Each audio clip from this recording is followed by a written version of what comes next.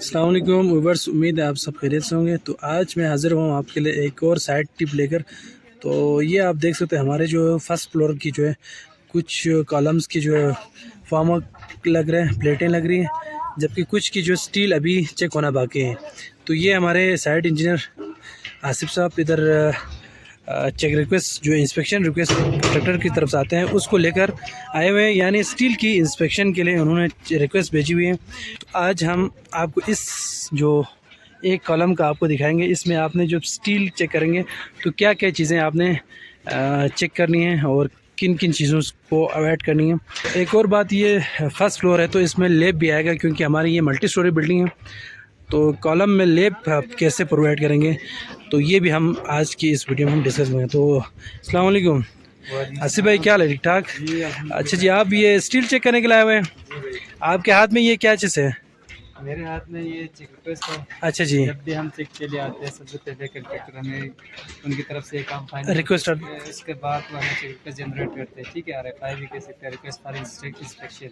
अच्छा जी, उसके बाद वो यहाँ पे इसके साथ ही शॉप ड्राइंग भी अटैच होता है। अच्छा जी, हमने कौन ये ज़रा सी कॉलम हमने चेक करनी है। अच्छा जी, हमारे अभी ये जो मेन इसका पैनल वाइज है जी, तो अभी ये हमारे ये पैनल इस पोर्शन की जो कॉलम से आपने पैनल नंबर 5 स्टील चेक करनी। जी बिल्कुल। अच्छा जी, तो यहाँ पे इन्होंने हाईलाइट किया इस हिसाब से यहाँ पे अच्छा जी, आप ज़रा एक दफ़ा इसके डिस्क्रिप्शन दिखा दें चेक रिक्वेस्ट में इन्होंने किस तरह की रिक्वेस्ट पे यहाँ पे ग्रिड भी यहाँ पे शो होता है। ग्रिड 1 में आपके पास प्लीज क्या लगा, please check steel reinforcement of first floor columns in panel 5। बिल्कुल। तो और ये ग्रिड वाइज इन्होंने जो कॉलम्स की लोकेशन बताई हुई है, तो हम इस कॉलम पे पहुंचे हुए, तो आपको हम इसको चेक करके बताएंगे थारोली।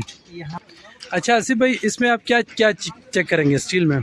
सबसे पहले तो हम यहाँ पे देखेंगे, यहाँ पे स्टार्टर लगाए कि नहीं, स्टार्टर चेक करेंगे। जी ठीक है, मेन चीज़ यही है। हाँ जी, इसके बाद ये नंबर ऑफ ये स्टार्टर कौन से? स्टार्टर है हमारे पास, ये स्टार्टर है। ठीक है? अच्छा जी, ये कैसे लगता है? ये हम इसलिए लगाते हैं ताकि यहाँ पे जो फॉर्म वर्क है वो बिल्कुल यहाँ पे कवर हमारा 1.5 इंच कवर है। अच्छा उस जी, हिसाब से पूरा आउटर जहाँ स्टार्टर लगाएंगे, फिर हमारा जो फॉर्म वर्क है तो यहाँ पे बिल्कुल ऊपर सीधा आएगा। जी जी बिल्कुल। कवर दिएंगे, कवर का इशू होता है आगे पीछे जाते। अच्छा, मतलब ये स्टार्टर के लिए मार्किंग कौन करता है? सर्वेयर करता है? जी जी, पहले से यानी ये मार्किंग करते हैं, जी, उसके बाद स्टार्टर लगाते हैं, फिर उसके बाद ये नेक्स्ट। एक चीज़ मैं यहाँ बैठ करूँ आसिफ भाई, इसका मकसद दो होता है। एक मकसद ये होता है कि इस पे जो प्रॉपर कवर प्रोवाइड करना, दूसरा ये प्लेटें लगाने के लिए इनको आसानी होती है, यानी फार्म वर्क लगाने के लिए आसानी हो जाती है। अगर ये नहीं लगाएंगे तो फार्म वर्क आगे जाएगा, कवर नहीं आएगा। अच्छा जी, तो ये मूव हो सकते हैं और वर्टिकलिटी इन्फ्लुएंस हो सकती है। अच्छा अच्छा, ठीक। एक ये यहाँ पे हमारे पास रिंग है स्टीराप, तो इसका स्पेसिंग चेक करना है। अच्छा जी, और दूसरी चीज़ यहाँ पे स्पेसर लगा हुआ। जी जी,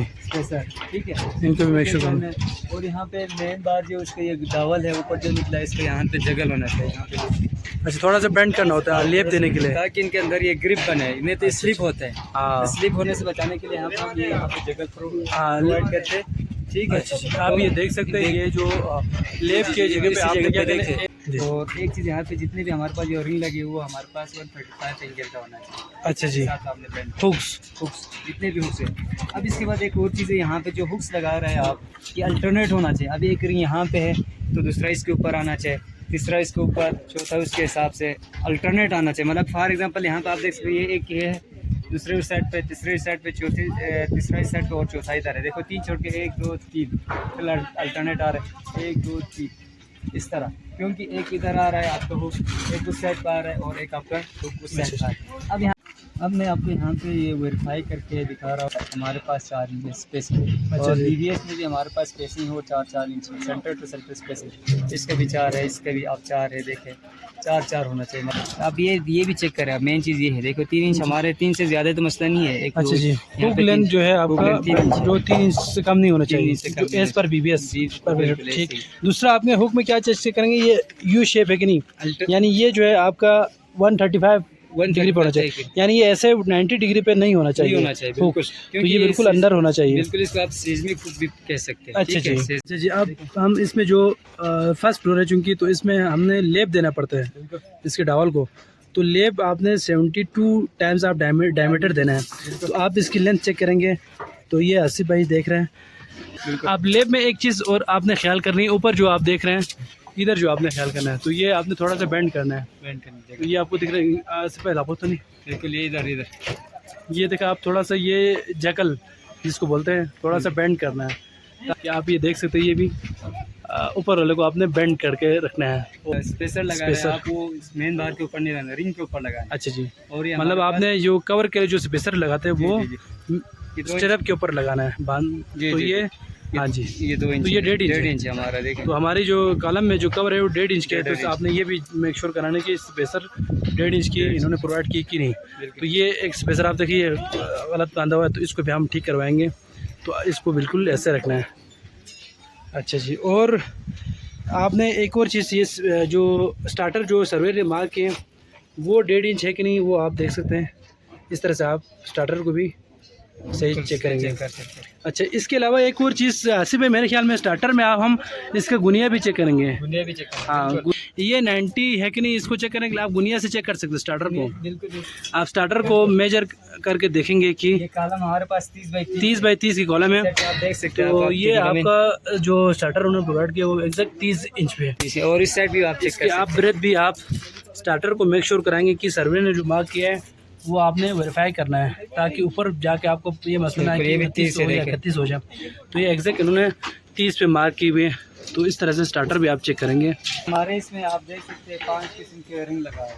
अच्छा जी, एज पर BBS। अच्छा जी, एक हमारे पास आउटर रिंग है, ये है जो सबसे बड़ा आउटर जो जी, रिंग। बिल्कुल। अच्छा जी, एक ये हो गया, हमारे पास ये मिडिल रिंग है, रिंग है, ये है। और ये हमारे पास इसको बॉटल रिंग सबसे छोटा रिंग है। छोटा रिंग है। 3 रिंग ये हो गए। और और इस तरफ भी इसी तरह आ गया, ठीक है। ये जी। आउटर सब का, तो और ये चौथा चौथा मिडिल मिडिल हमारे पास ये अगेन बॉटल है गया। तो ये 5 टोटल। अच्छा जी, सबसे टॉप पे जो आपको रिंग सेट दिख रहा है ऊपर, जो इसको फेस बार कहते हैं। इसका पर्पस ये होता है कि जो ऊपर बार है वो आगे पीछे नहीं होता है, स्कैटर नहीं होता है। उसको जो है वर्टिकलिटी को मेक श्योर करने के लिए वो, तो स्पेसिंग को भी आप बराबर रखने के लिए इसका मकसद ये होता है।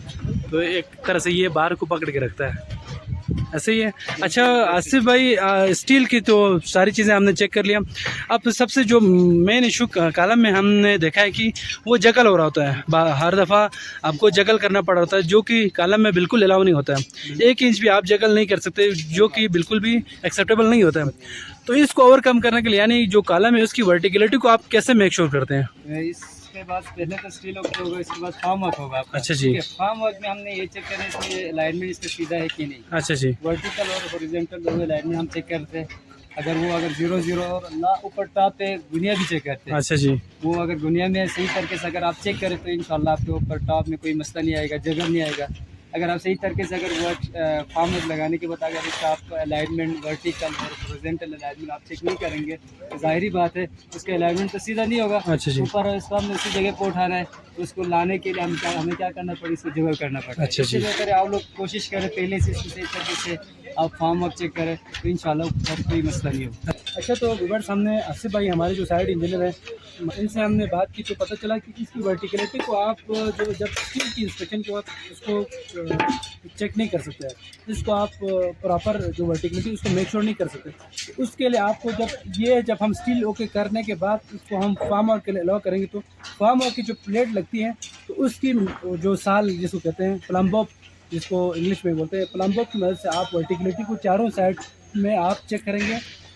एक तो प्लम्बॉप की मदद से, दूसरा आप गुनिया जिसे बोलते हैं, गुनिया की मदद से जिस तरह हम स्टार्टर को नीचे से गुनिया चेक करते हैं, इसी तरह टॉप पे भी, यानी प्लेट के टॉप पे भी हम गुनिया चेक करेंगे। तो इससे क्या होगा, एक तो परफेक्ट स्क्वायर बनेगा 30 बाई 30 का जो कॉलम है, दूसरा एक वर्टिकलिटी को मेक श्योर करने के प्लम्बॉप की मदद से हम उसको श्योर करते हैं। इसको हम जब प्लेटें लगेंगे तो उस पर भी हम एक वीडियो बना के आपको दिखाएंगे। जो सबसे ज़्यादा साइड इंजीनियर को तंग कर रहा होता है वो कॉलम की जो ट्विस्ट हो रहा होता है, जगल हो रहा होता है, इसको हम आपके साथ शेयर करेंगे, तो इसको आप कैसे ओवरकम करेंगे। तो आज के लिए इतना काफ़ी है।